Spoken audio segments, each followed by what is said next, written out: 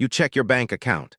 Again, the number is smaller than it was last week, smaller than it should be given how careful you've been.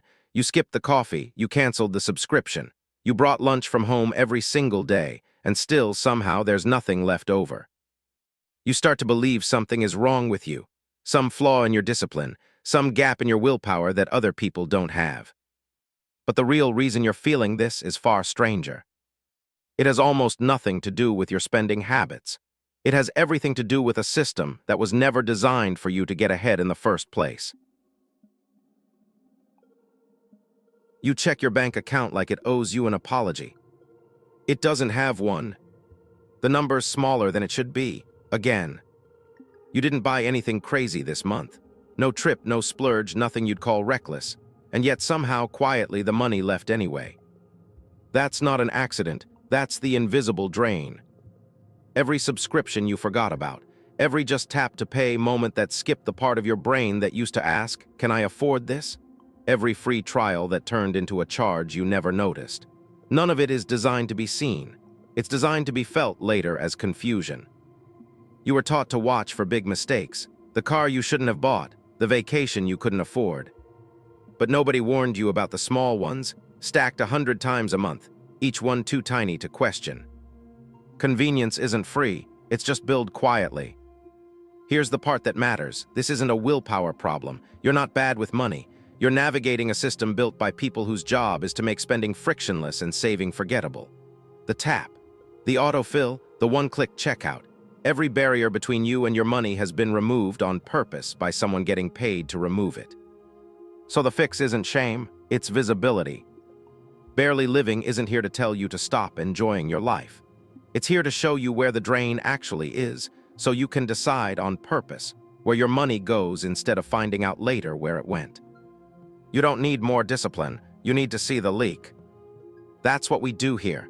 Every video, every doodle, every number, we make the invisible visible. Your wallet's been quietly drained for long enough. It's time you saw exactly how. Let's go back not centuries, just a few decades. In the 1970s, a single income could support a family, a mortgage, and a vacation once a year. Rent took up around a quarter of the average paycheck. Groceries were predictable. Healthcare was a manageable expense, not a gamble. Saving wasn't a discipline. It was just what happened to the money you didn't spend. Compare that to now. Rent eats closer to half of what most people earn, sometimes more. Wages have crept upward in dollar terms, but they've barely moved when you account for what those dollars can actually buy. Your paycheck grew, your purchasing power didn't. This is called wage stagnation, and it's simpler than it sounds. Prices rise every year. That's normal, that's inflation. But wages are supposed to rise alongside them. For most of the last 50 years, they haven't. The gap between what things cost and what people earn has been widening quietly, year after year, while everyone was told the same story. Work hard, budget well, and you'll get ahead. You didn't get ahead, and it's not because you didn't try. Here's where it gets stranger. Your brain wasn't built for this kind of financial pressure. It was built for a different kind of scarcity entirely. For most of human history, the threat wasn't a rent increase. It was a bad harvest, a long winter, a predator in the tall grass. Your nervous system evolved to respond to danger with an immediate physical answer. Fight it, flee it, freeze until it passes. But you can't fight a rent notice. You can't outrun a credit card statement. There's no predator to see, no threat to physically resolve. So your body does the only thing it knows how to do. It stays on alert, quietly, constantly, in the background of every decision you make. This is called financial stress response, and researchers have found something remarkable about it. Chronic money stress doesn't just make you anxious. It measurably lowers your ability to think clearly. One widely cited study estimated that the cognitive load of persistent financial worry can be equivalent to losing an entire night's sleep, or more. You're not just broke. You're operating at a deficit before you even open your wallet. Which means the very stress caused by not having enough money makes it harder to make good decisions about the money you do have. That's not a character flaw. That's biology working exactly as designed, just aimed at the wrong kind of threat. Now here's the part that should make you angry in a useful way. This isn't an accident. Scarcity as a feeling has been quietly built into the products around you. Grocery stores place the highest margin items at eye level, where a tired brain making fast decisions is most likely to grab them. Subscription services make it effortless to start and deliberately frustrating to stop, banking on decision fatigue to keep you paying. Buy now, pay later options appear at checkout not to help you, but because splitting a purchase into 4 payments makes your brain register it as smaller than it is, even though the total is identical. None of this requires a conspiracy. It just requires profit and enough data about how stressed, tired brains make decisions. You are not choosing badly. You are choosing inside a system engineered around the predictable failures of an exhausted mind.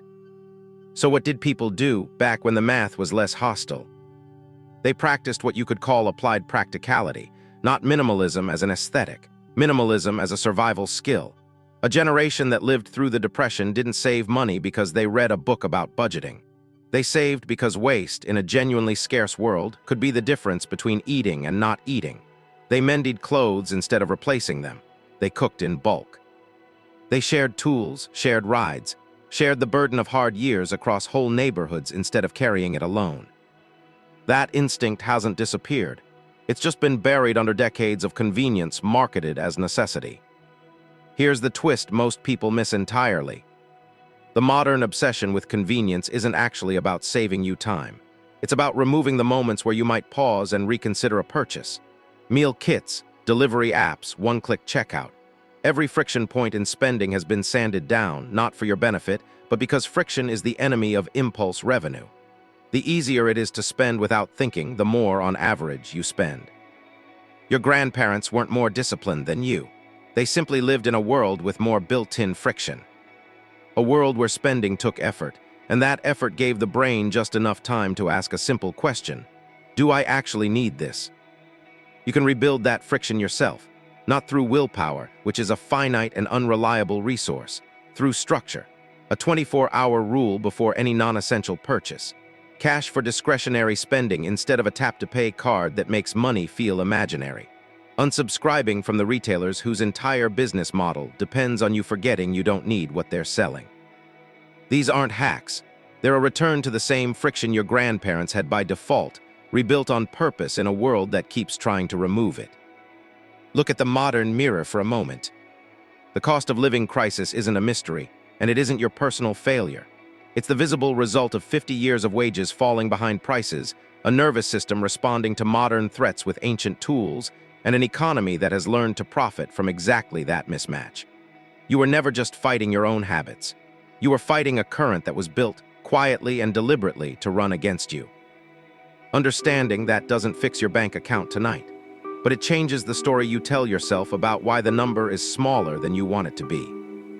You check your bank account. Again, the number is still smaller than you'd like. But this time, you know it was never just about the coffee you skipped, or the lunch you packed, or the willpower you thought you were missing. It was about a system built long before you got here, running exactly the way it was designed to run. Knowing that won't fill the account, but it might be the first honest place to start filling it from.